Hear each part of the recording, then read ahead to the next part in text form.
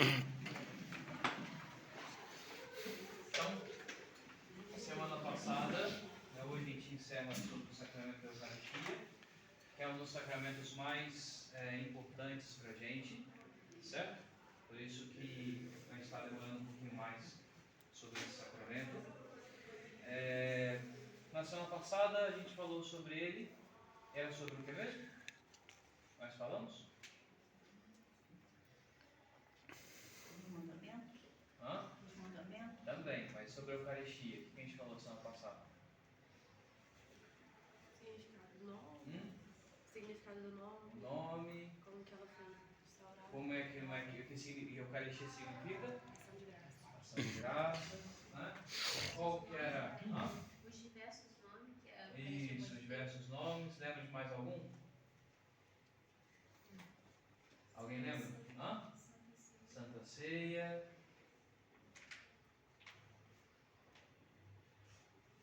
A missa.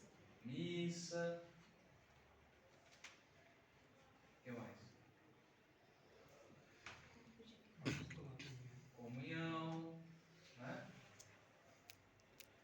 Tinham outros nomes também que a gente viu semana passada. São os nomes que se dá a esse sacramento, né? Porque ele é o sacramento mais complexo. Quando a gente pensa no batismo, por exemplo, a gente sabe que é quando joga água na criança, né? E fala a fórmula, certo? Eu te batizo em nome do Pai, do Filho e do Espírito Santo. Né? Então a gente sabe o que acontece no sacramento. Tanto é que se a gente mudar a matéria ou as palavras, não acontece o sacramento. Mas se ao invés de eu usar água, por exemplo, eu usar, sei lá, Coca-Cola, né? Não vai valer. Ou então se eu pegar água e for batizar e falar: nós te batizamos em nome do Pai, do Filho e do Espírito Santo. Não acontece sacramento. Tem que ser eu te batizo. Se eu falar, eu te batizo em nome de Jesus, também não é batismo. Não é o sacramento. Eu te batizo em nome do Pai, do Filho e do Santo Espírito. Também não acontece sacramento. Tem que usar as palavras direitinho ali, certo? É por isso que nas igrejas... E como esse sacramento do batismo, eu estou dando só um puxando aqui porque é bom a gente saber disso. O sacramento do batismo, ele pode ser administrado, né, em caso de necessidade, pode ser dado por qualquer pessoa. Então, por isso que é bom vocês saberem, não é? Como que faz o batismo, porque um dia pode ser que vocês precisem batizar alguém, entre aspas, né? Às vezes quem trabalha, quem é médico, quem é enfermeiro, por exemplo, está no hospital e nasceu uma criança, a criança está em perigo de morte, né? A gente pode batizar a pessoa, né? Pegar um pouquinho de água, jogar na cabecinha da criança, às vezes até no conta-gota, né? Para escorrer um pouquinho, falar: te batizo em nome do Pai, do Filho e do Espírito Santo. Aquela criança é batizada, recebe a graça de ser filha de Deus. Não é? Não. Qualquer água. E seja água limpa, né? Já serve, entendeu? E como qualquer pessoa pode batizar, algumas igrejas protestantes elas têm o batismo válido, porque elas fazem o batismo como Jesus ensinou, fazendo com água e falando essas palavras: eu batizo em nome do Pai, do Filho e do Espírito Santo. Então a pessoa que foi batizada assim, quando ela se torna católica, ela não precisa ser batizada de novo, porque ela já recebeu o sacramento, entendeu? Então é importante a gente saber disso, e com vocês também, um dia se precisar de batizar alguém em emergência, vocês podem, certo? Pegando um pouco de água e dizendo: eu te batizo em nome do Pai, do Filho e do Espírito Santo. Se a pessoa não é batizada, né? Se tiver em perigo de morte e tal. E o batismo é que abre as portas para a gente, para receber os outros sacramentos, para a gente se tornar católico. E para vocês terem noção de como é importante as palavras certas, lá nos Estados Unidos, em 2022, se não me engano, 2022, um padre, que era padre já há 5 anos, tinha 5 anos de padre, achou na casa dele, nas férias, um dia, lá na casa dos pais, achou a gravação do batismo dele. Ele foi assistir, né? Como é que tinha sido o batismo dele quando era bebê e tal. Aí quando ele estava assistindo, né? Foi batizado por um diácono na época lá, e o diácono falou assim: a comunidade te batiza em nome do Pai, do Filho e do Espírito Santo. A comunidade te batiza. Aí ele mostrou o bispo, e o bispo falou: não foi válido. Não foi válido, ou seja, também não foi válido a primeira comunhão, não foi válido a crisma, não foi válido o sacramento da ordem que ele recebeu. Ele não era nem padre, na verdade. Caramba! Todas as missas que ele celebrou não foram missas, as confissões não valeram, né? Assim, tudo que ele fez como padre, por causa dos sacramentos, dos outros sacramentos, não valeu, porque ele não era batizado, certo? Né? Não tinha recebido o sacramento. Então aí a diocese emitiu uma nota, não é? Coitado, o padre deve ter sofrido bastante por conta disso. Ele teve que ser batizado de novo, receber o sacramento de novo, ser ordenado de novo, né? Para poder estar tudo certo. Porque se ele não recebeu o batismo, todos os outros sacramentos eles não acontecem também. Né? E por causa de uma palavra, ao invés do diácono falar eu te batizo, ele foi inventar de falar a comunidade te batiza. Né? Aí deu ruim. Então, e a diocese falou: olha, se as pessoas se lembram, alguma pessoa se lembra de ter se confessado com esse padre, né, e lembra ainda da confissão, é para fazer a confissão de novo, tal, porque a confissão não valeu, tem que explicar tudo isso aí. As pessoas que foram, né, até que o casamento é um pouco menos problemático, mas enfim, né, foi uma confusão danada. Eu lembro que eu era diácono, né? Aí foi lá no seminário velho, melhor você dar uma olhada como é que foi seu batismo aí, porque senão eu estava processando o padre. Então, assim, importante da gente saber direitinho, né? Como é que tem que ser o batismo. Né? Até que se para poder a gente for testemunha, por exemplo, no batismo, e o padre ou a pessoa que está batizando, né, falar alguma coisa estranha, não falar as palavras eu te batizo, em nome do Pai, do Filho e do Espírito Santo, né, que a gente fique atento assim para ajudar a pessoa, né? Tá bom. Então a Eucaristia é um sacramento complexo porque envolve várias coisas. Né? É a missa, pelo qual consagra o pão no corpo de Cristo, é o vinho no sangue de Cristo, mas é o sacramento também que a gente recebe na comunhão, não é? E então tem várias dimensões, vários aspectos dentro da Eucaristia que é bom a gente saber, principalmente as pessoas aí que estão se preparando para fazer a primeira comunhão.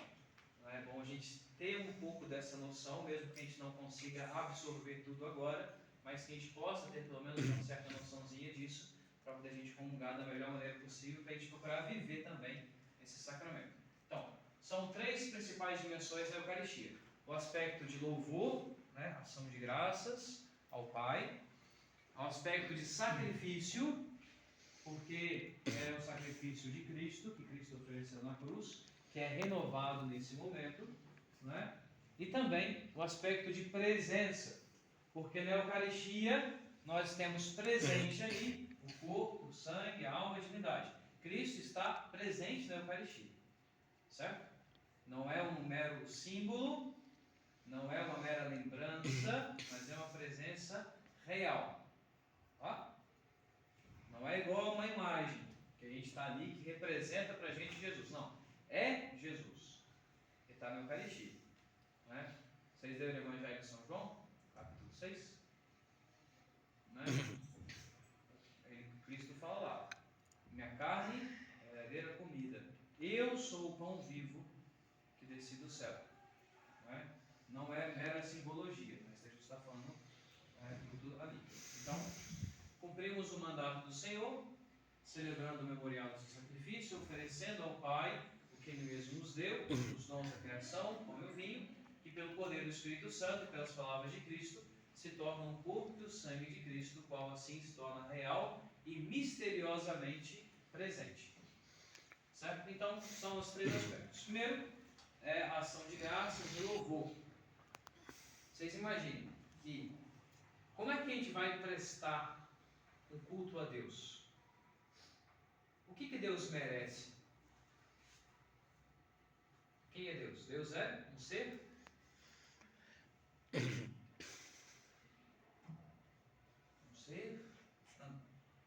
santo, né? Santíssimo, um ser eterno, divino, criador do céu e da terra, certo? E o que a gente pode oferecer a Deus? Nossa vida. É muito pouco. Tudo que a gente fizer vai ser pouco. A Eucaristia é uma oração que o próprio Cristo fez, na verdade. Quando que Jesus instituiu a Eucaristia? Na última ceia. Certo? E o que é a última ceia? Vamos depois esquentar um pouquinho, só para estar fechadinho. O que é a última ceia? Hein? Meu Deus. O que aconteceu na última ceia? Hã? Tá, foi só isso? Deus, A descida do Espírito Santo. Não. ele mostra. Hã? Não, no caso da Eucaristia, O que aconteceu na última ceia? Vamos lá, gente. Acorda. O frio congelou o cérebro de vocês? Posso fazer uma ceia ali. O que aconteceu na última ceia? a instituição da Eucaristia. A instituição da Eucaristia. Como que foi a instituição? Jesus apresentou o cálice, como o vinho, que seria seu sangue, e o pão, como se fosse sua carne. Isso, certo? E ao fazer isso, é uma oração que ele fez, e é uma oração que antecipa a sua paixão, a sua morte na cruz. É uma oração que Cristo faz, um sacrifício que Cristo faz. E Cristo é quem? Deus Filho. É Deus, não é? E por ele ser Deus, essa oração tem um valor infinito.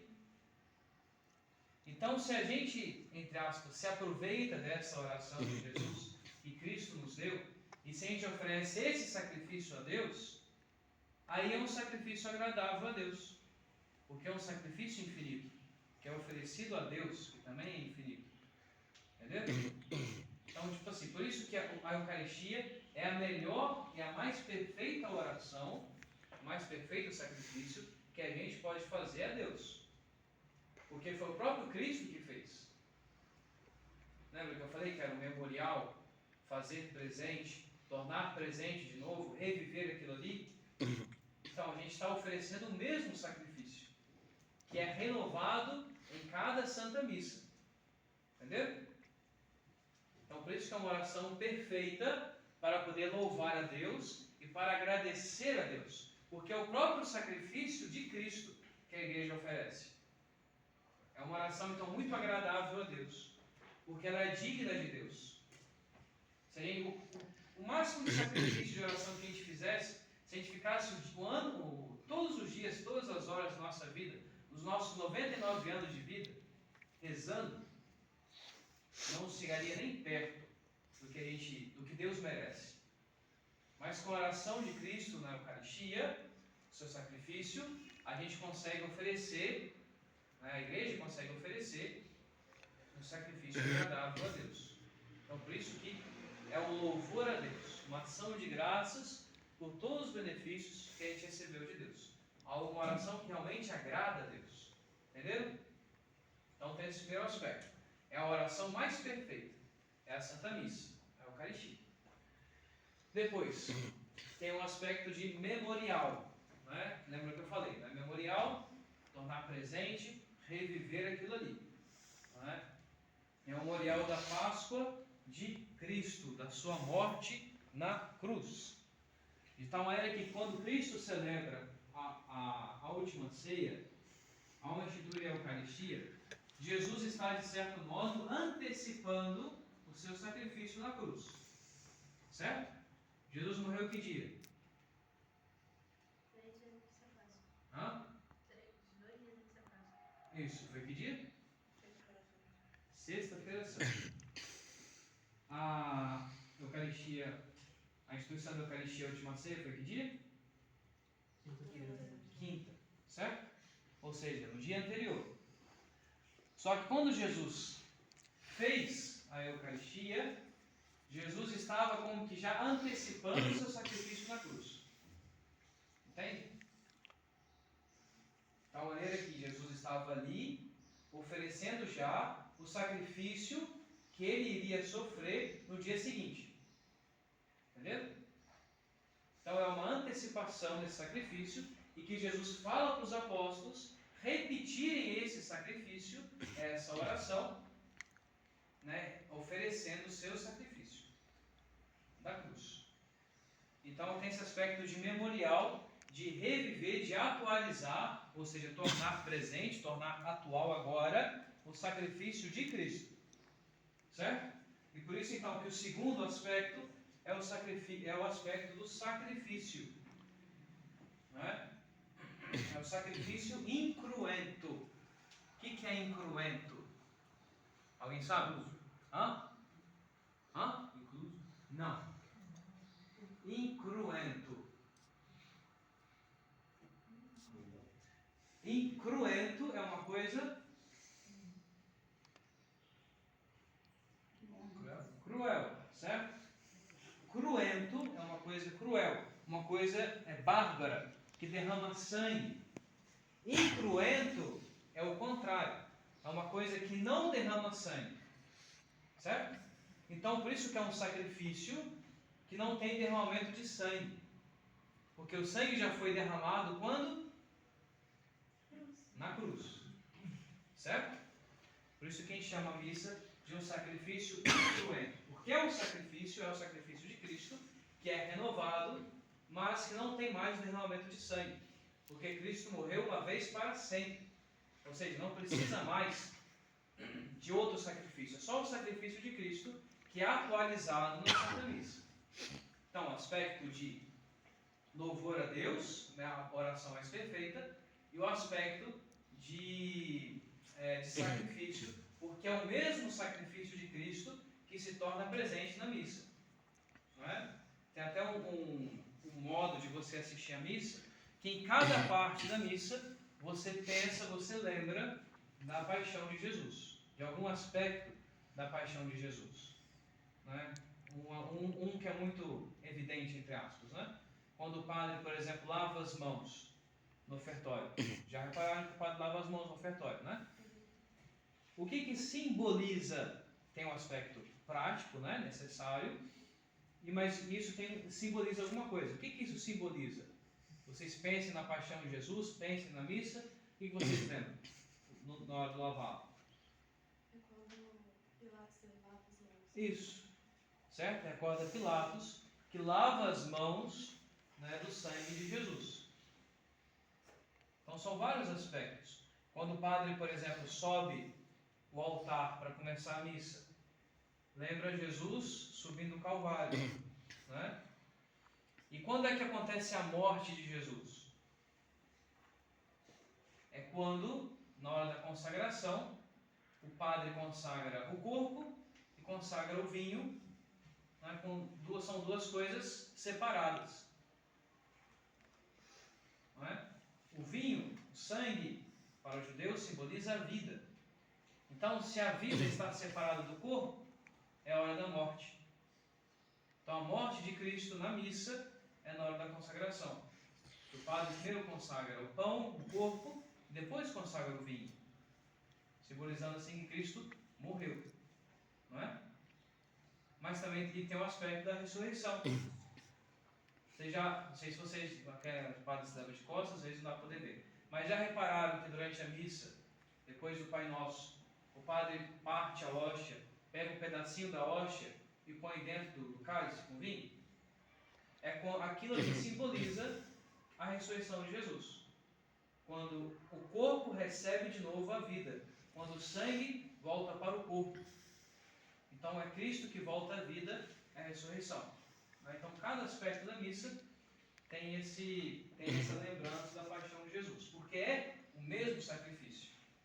a mesma morte de Cristo que está sendo oferecida, que está sendo renovada. Entendeu? Então tem esse aspecto de sacrifício. Incruento, vocês entenderam por que é incruento, né?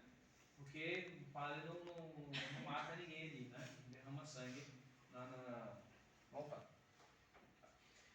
E também tem a Eucaristia como presença de Cristo. Na Eucaristia estão contidos verdadeiramente, realmente e substancialmente o corpo, o sangue, a alma e a divindade de Jesus.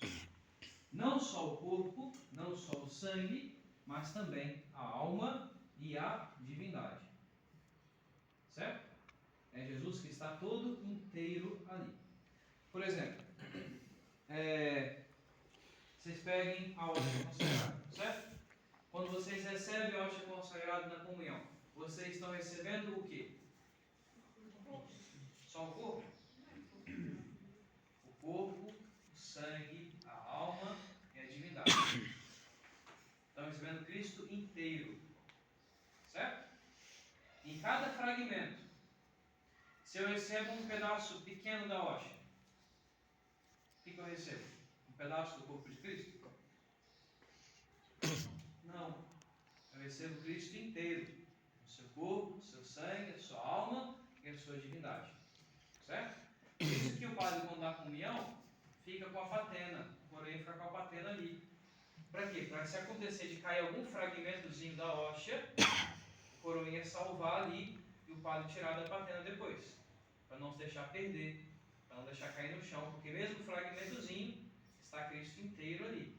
Não é? Por isso que o padre, quando celebra, depois da consagração, ele fica com os dedos juntos, porque ele fica tocando na hóstia e às vezes a hóstia solta pequenos fragmentos. Então o padre fica junto assim, para não acontecer dele soltar, encostar em alguma coisa e o fragmento agarrar em alguma outra coisa ali, né, no altar. Então, para poder preservar a Eucaristia, né? Então, uma coisa que a gente são certos detalhes, mas que fazem toda a diferença para mostrar que Cristo está em todo presente ali. Então, quando a gente comunga a hóstia, a gente não recebe só o corpo, mas recebe também o sangue, a alma e a divindade de Jesus. Não é? É Cristo que está todo inteiro ali. E se Cristo está presente, né, então a gente deve adorar a Eucaristia. É como eu falei, não é um mero símbolo. Se alguém virar para vocês e falar assim, católico adora imagem. A gente adora imagem? Não. Católico adora um pedaço de pão. A gente adora um pedaço de pão? Não. De certa forma, sim. Mas não. Porque aquilo não é só um pão. Parece pão. Tem cheiro de pão. Tem gosto de pão. Mas não é pão. É o que a gente chama, é uma mudança que a gente chama de transubstanciação. Certo? Trans vem de mudança. É a palavra do grego, latino, que significa mudar. E substância é aquilo que está debaixo da aparência. Por exemplo, não é?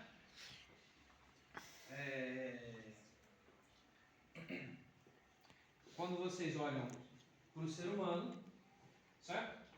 Existem coisas que são aparentes no ser humano, que aparecem, que a gente vê, né? A mão, o olho, né? O nariz, né? Certo?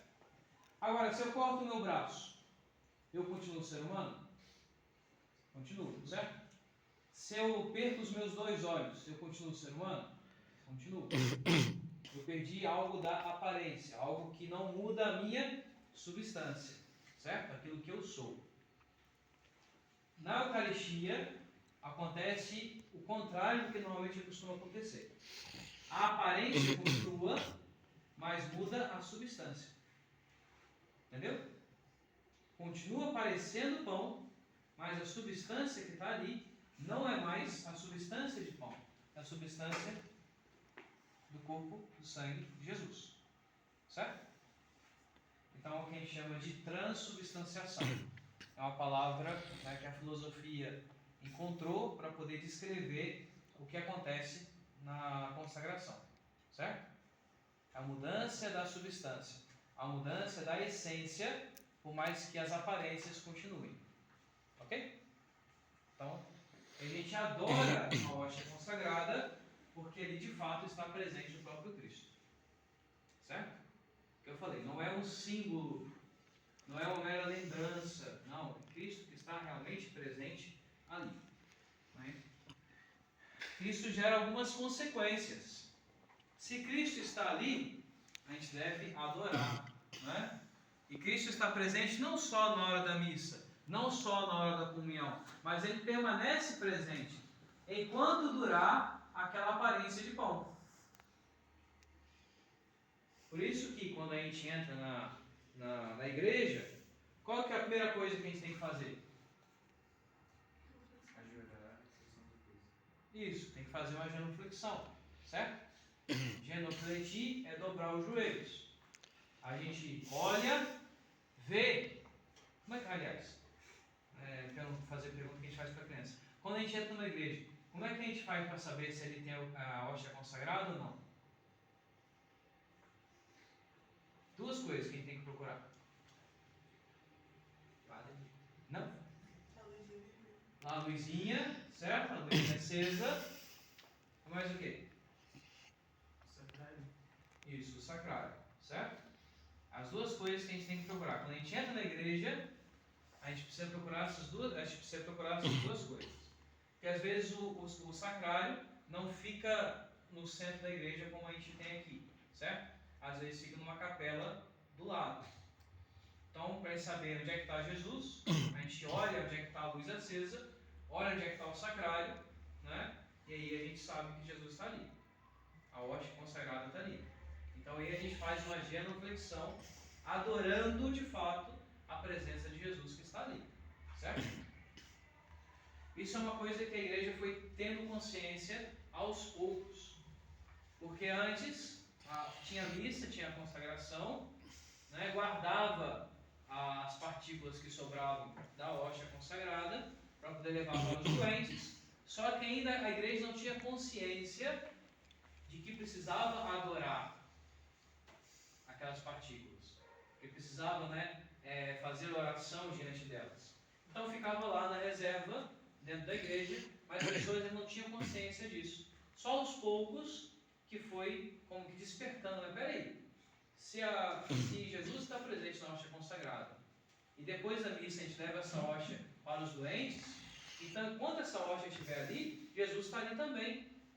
Então a gente deve adorar essa presença de Jesus. Né? Então, aos poucos, a igreja foi descobrindo isso aí. Né? É a presença sacramental de Cristo. A gente deve ter essa adoração. Aí que a igreja depois criou esse instrumento ali, né? Que se chama ostensório. O ostensório vem do latim mostrar. Ostentar, não é? A gente usa assim, estou ostentando, né? A pessoa está mostrando alguma coisa que ela ganhou, que ela está usando. Né? Então, o ostensório é justamente para poder mostrar a hóstia consagrada, para que a gente possa ver e assim rezar melhor, fazer uma adoração. Né? Então, de modo especial aqui, por exemplo, a gente faz a sexta-feira. Lá no santuário, no Matriz, é às quintas, não é? Se não me engano.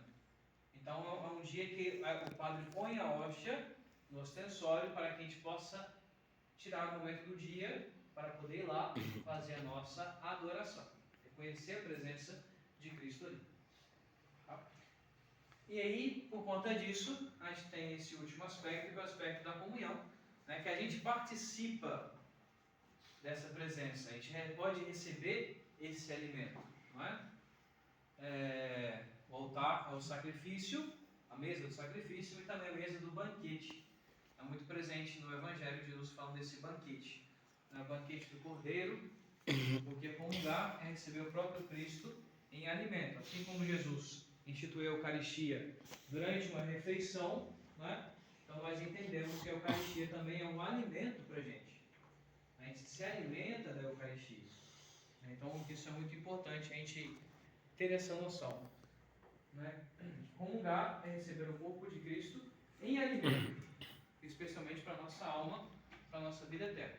Certo? Aí nós temos 3 condições para comungar. A gente precisa, né, saber para poder comungar. Né? Em primeiro lugar, está em estado de graça. Isso significa o quê? Não ter pecado mortal. Né? Não significa que você precisa se confessar toda vez que for comungar. Mas sempre que você tiver um pecado mortal, você primeiro deve se confessar, deve procurar o perdão dos pecados, para depois você poder comungar. Se eu tenho um pecado venial, a comunhão apaga o pecado venial. Certo? Mas se eu tenho um pecado mortal, eu preciso tirar esse pecado mortal primeiro para poder comungar. A gente está em estado de graça, ou seja, é amizade com Deus. É a primeira condição, mais importante. Por quê? Se eu não estou em estado de graça, eu estou em pecado, como é que eu vou receber o sacramento da comunhão, ou seja, da união com Cristo, se eu não estou unido a Cristo por causa do pecado? Né? O sacramento não acontece. Pelo contrário, eu cometo se eu comungo em pecado mortal, um sacrilégio. Ou seja, que é um pecado muito grave. É uma profanação que eu estou fazendo. Certo? Então é bom a gente ter essa consciência. Né? A gente procura confessar, procura lá antes e tal, para a gente não cometer isso. E depois é preciso também estar em jejum. O que é estar em jejum?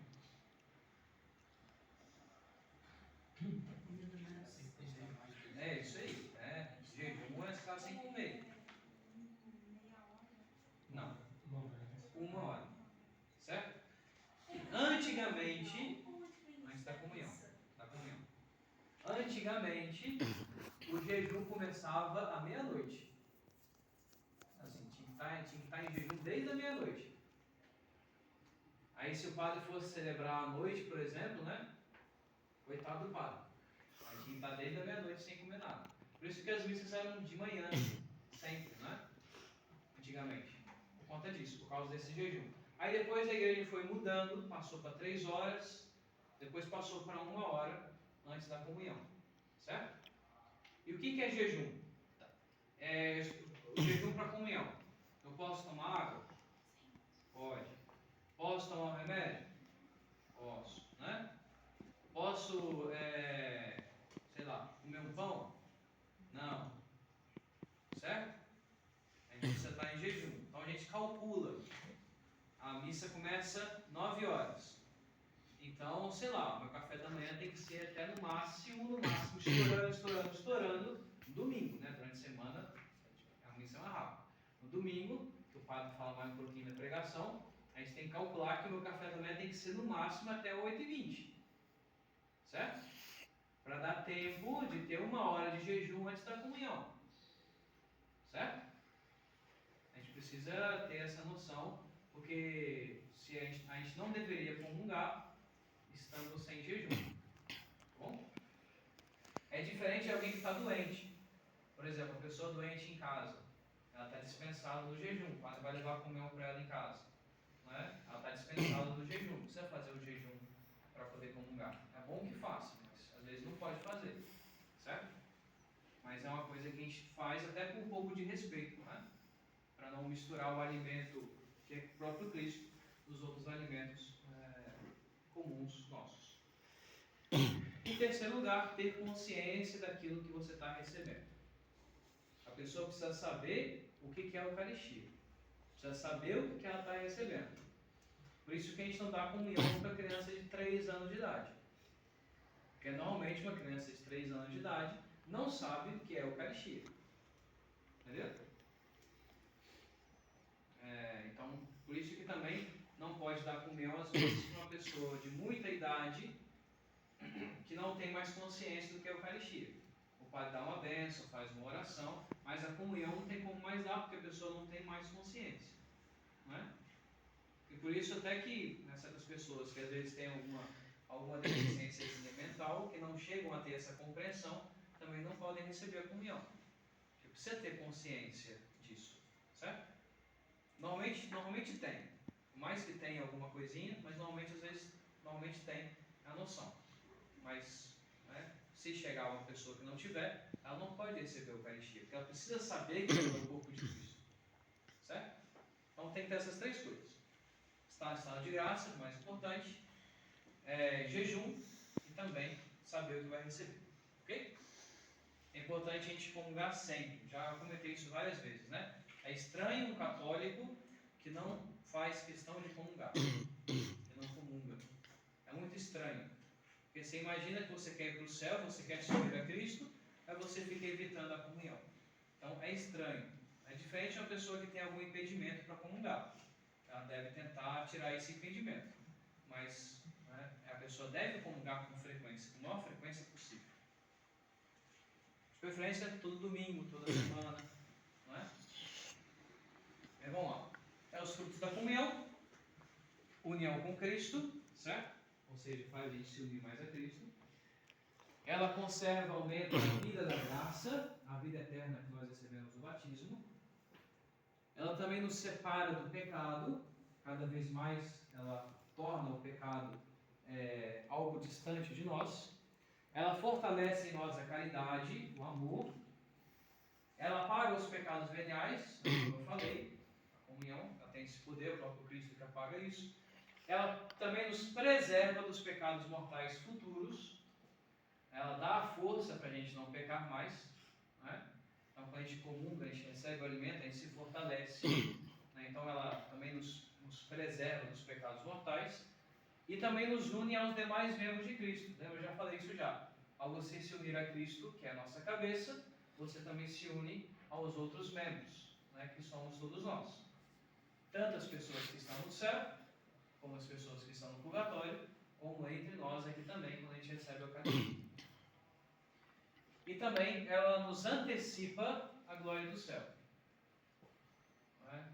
Basta você lembrar dos santos, a alegria que os santos sentiam ao poder comungar, a receber a Eucaristia, porque eles estavam de tal modo unidos a Jesus, né, que é como se eles já vivessem uma pequena alegria do céu. Não é? É igual aquela história que o Padre Ano gosta de contar da menininha, né, que ela tinha muito desejo de receber a comunhão, de receber a Eucaristia, só que na época dela só podiam crianças mais velhas. Ela tinha acho que 7 anos de idade, na época só podia comungar com 10. Ela tinha muito desejo de ficar pedindo a Jesus para receber a comunhão, até que um dia aconteceu um milagre, né, que o padre estava no eis do Cordeiro de Deus, né, a hóstia, e de repente a hóstia some da mão do padre e aparece, vai voando e fica na frente da menina, né, parado, flutuando assim, né. Aí o padre então entende, pega a hóstia e dá para a menina. A menina recebeu com tanta alegria Jesus, que ela se abaixou para poder fazer a sua ação de graça, para conversar com Jesus. E ela estava tão alegre, mas tão alegre, com um desejo tão ardente de ficar com Jesus para sempre, né, que Jesus levou a alma dela ali mesmo.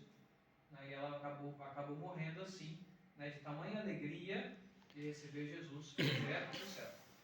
Não é? Tamanha alegria que ela sentiu. Então é um sacramento que faz com que a gente experimente um pouco da alegria do céu.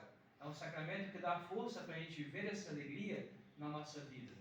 Não é? Para a gente experimentar isso até durante as dificuldades, os sofrimentos, a gente se lembrar dessa alegria que a gente tem que experimentar no céu. Então é um sacramento muito importante para a gente. E é muito estranho, repetir mais uma vez, um católico que não comunga. Não é? A gente deve se esforçar sempre para comungar. Nunca em pecado mortal. Nunca. Mas a gente deve se esforçar sempre para comungar. Certo? Bom, isso aqui eu já falei. A importância das missas aos domingos, vocês já entenderam também, né? É importante a gente ir na missa no domingo. Se a gente não pode ir na missa no domingo, a gente vai no sábado, certo? Sábado à noite, sábado à tarde. Mesmo que não seja a missa do domingo, mas já está valendo para a gente cumprir o preceito. Tá bom? Então é importante isso aí. E alguns atos de devoção que a gente pode aprender para poder ter com a Eucaristia: a adoração eucarística, né? você ficar ali, adorar Jesus. De modo especial quando Jesus está no ostensório, como eu falei. As visitas ao Santíssimo Sacramento, que é muito importante. Acho que eu já falei isso também, né? Você, por exemplo, vai para a escola, vai para o trabalho, passa em frente à igreja, entra um pouquinho, reza um pouquinho ali, né? Faz essa visita a Jesus que está ali, né? E você ganha muitas graças de Deus. São João Bosco que dizia: quer receber muitas graças do céu? Visite Jesus muitas vezes. Você quer ficar sem graças, sem as bênçãos de Deus? Deixe de visitar Jesus na Eucaristia. Então é algo muito importante para a gente, né? Fazer visitas ao Santíssimo Sacramento, visitar Jesus que está ali. A gente não vai com frequência na casa da pessoa que a gente gosta, não é?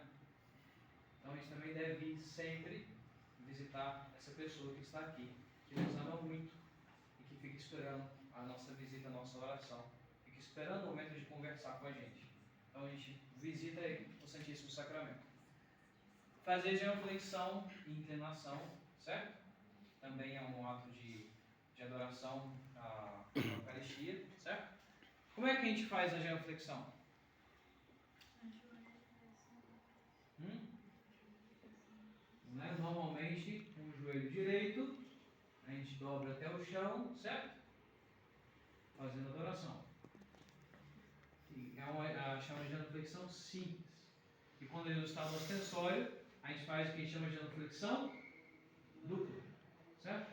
Jesus está lá, exposto, não está dentro do sacrário, está fora do sacrário, para a gente fazer uma adoração. Então a gente faz o que a gente chama de adoração, genuflexão dupla. Dobra os dois joelhos, faz uma pequena inclinação e levanta.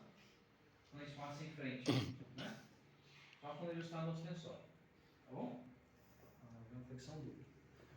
A comunhão espiritual, que é o desejo de receber Jesus, sempre. A gente pode fazer a comunhão do sacramento.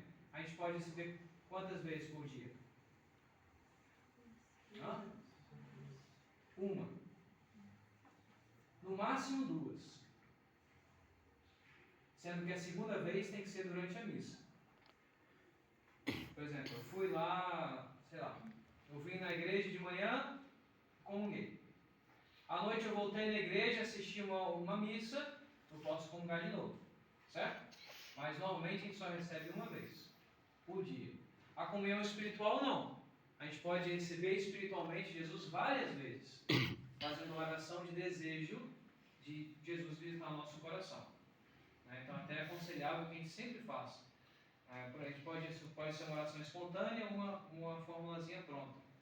Por exemplo, meu Jesus, eu vos amo de todo o meu coração e desejo ardentemente receber a vossa visita na Eucaristia. Mas como agora não posso comungar sacramentalmente, vinde ao menos espiritualmente ao meu coração. É uma oraçãozinha simples, mas que você tem esse desejo de receber a comunhão e Jesus vem fazer uma visita espiritual, né, no seu coração. Então uma oração, uma devoção que a gente pode fazer muito durante o nosso dia. E também se esforçar para fazer bem a nossa preparação e a nossa ação de graças toda vez que a gente for comungar, certo? É muito importante isso também, para a gente não comungar e sair correndo, não é? Você já conhece aquela história de São Felipe Neri? Que tinha um sujeito que durante a missa ia comungar, comungava, levantava e ia embora, saia da igreja. Não rezava, não fazia nada, recebia a comunhão na mesa de comunhão, dali mesmo já ia para a porta da igreja e ia embora. Estava fazendo isso, e São Felipe Neri falando que precisava fazer ação de graças, agradecer a Jesus, que Jesus permanece dentro da gente, né? E a pessoa fazer isso. Aí teve um dia que São Felipe Neri falou assim: olha, ele está levando Jesus ali. Então falou para os coroinhas: se aquele sujeito comungar e sair da igreja, não ajoelhar para poder rezar, vocês pegam a umbela, que é aquele guarda-sol, pega a campainha, pega as velas e vai atrás dele. Deixa Jesus sem adoração não. E aí o cara comungou, levantou, saiu da igreja e lá foi os coroinhas, né? Igual Corpus Christi. né? Abriu a umbela ali em cima do sujeito, 2 velas, uma de cada lado, batendo campainha. Aí eu, o que é isso? O que é isso? Mãe, você acabou de comungar, você está com Jesus aí dentro, o padre mandou ir atrás de você. Né? Então, assim, é importante a gente ter essa noção. Jesus vem visitar a gente, então a gente dá atenção às visitas. Né? Vamos ser bons anfitriões. Receber Jesus com alegria e agradecer, conversar com Ele no nosso coração. Né? São João Bosco, por exemplo, ele falava que é importante a gente fazer 15 minutos ao menos de ação de graças. Ao menos 15. Né? Que a presença sacramental de Cristo fica mais ou menos ainda, né, uns 15 minutos, menos um pouco, mas que é bom a gente ficar ao menos 15 minutos, né, agradecendo a Jesus, conversando com Jesus. É que dá mais ou menos até o final da missa, né, depois da comunhão. É importante a gente ter esse momento íntimo de conversa com Jesus. Certo? Alguma pergunta? Alguma dúvida? Entenderam tudo? Ou não entenderam nada? Certo? Então assim a gente encerra. Padre, posso fazer 2 perguntas? Só para de dúvida para mim também e de repente pode servir para algum deles também. Com relação ao jejum que o senhor falou de 1 hora, que a igreja pede, né? Antes da comunhão. Essa pessoa que faz uso contínuo de remédio... Não, remédio não. Remédio tem Não, mas eu digo que a pergunta que eu quero fazer é a seguinte, o médico recomenda àquela pessoa, vou dar um exemplo, no meu caso, eu tomo Gadernal 3 vezes por dia. Não mal de rir de mim não, gente. Aí o médico fala, não toma esse comprimido com água, tem que ser com leite.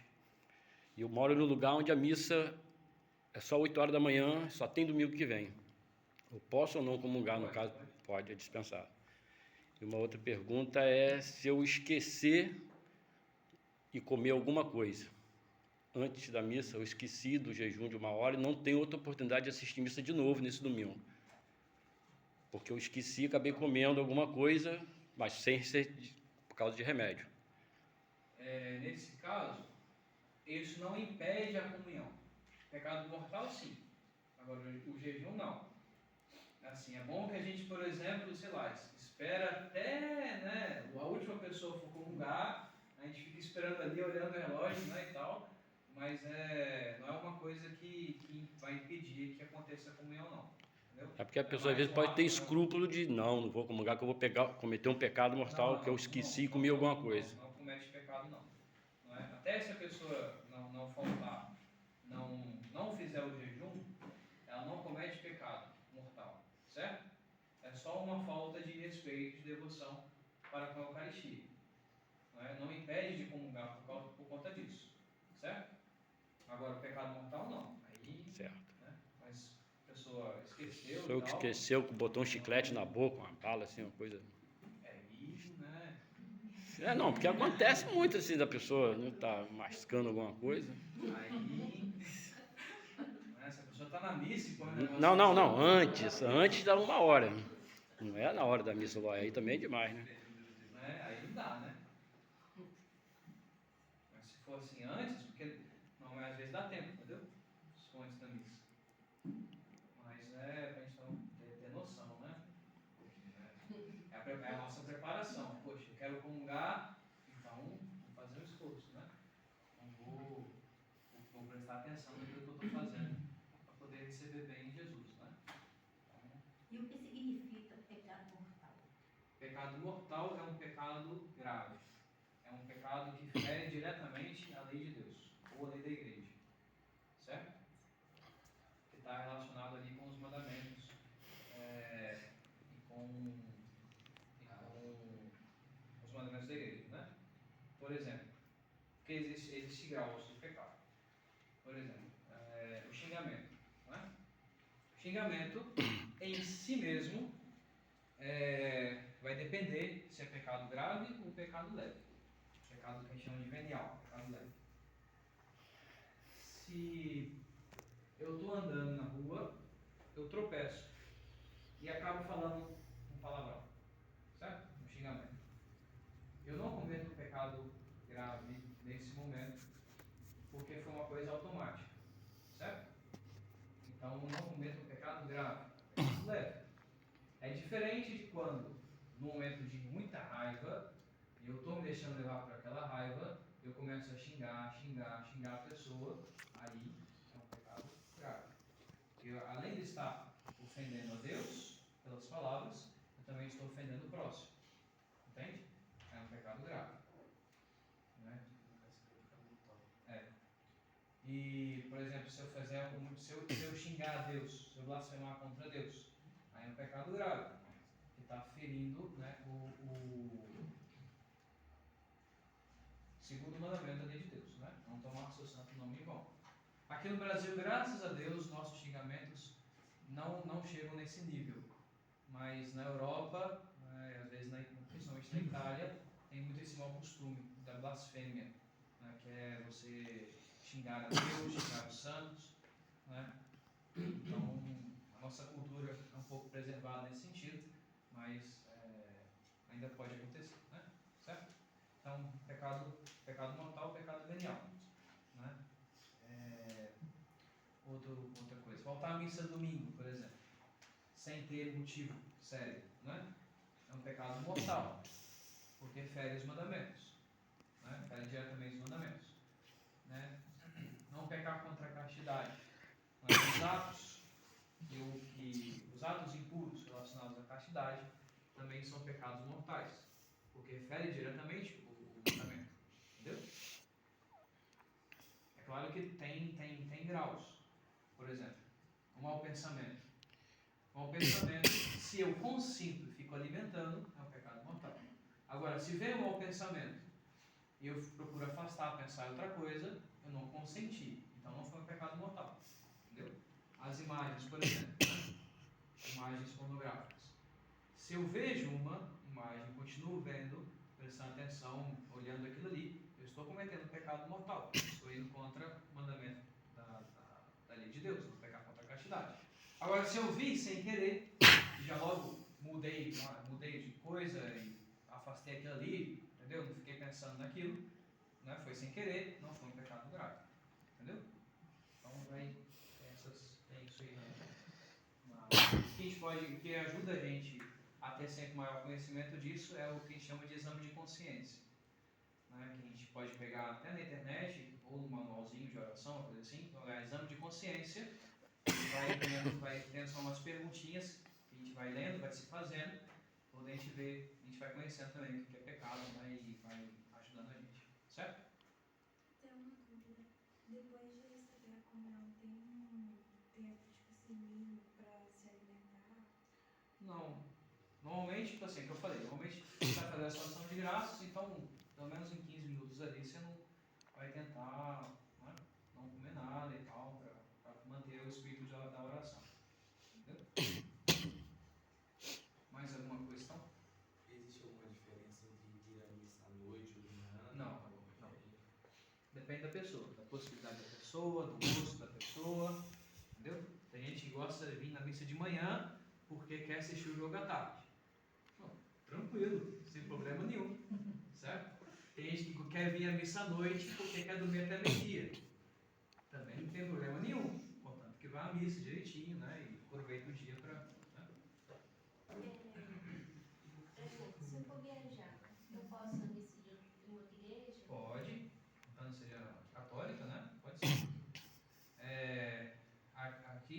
Aqui tem diferença de rito. Aqui a gente celebra em latim, lá no santuário é a missa em português, né? Mas é a mesma missa, o mesmo sacrifício de Jesus, é a mesma igreja católica.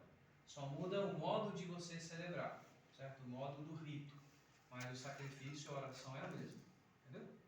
Então, se você for numa outra igreja, numa outra cidade, numa igreja católica, vai ter a missa lá, pode assistir tranquilamente, certo? Mais uma pergunta? Tranquilos? Então tá. Semana que vem a gente vai falar sobre a confissão. Aí vamos ver se peço para vocês evitarem de faltar, a gente passar bem esse sacramento, para que vocês possam aprender a se confessar e confessar sempre, certo?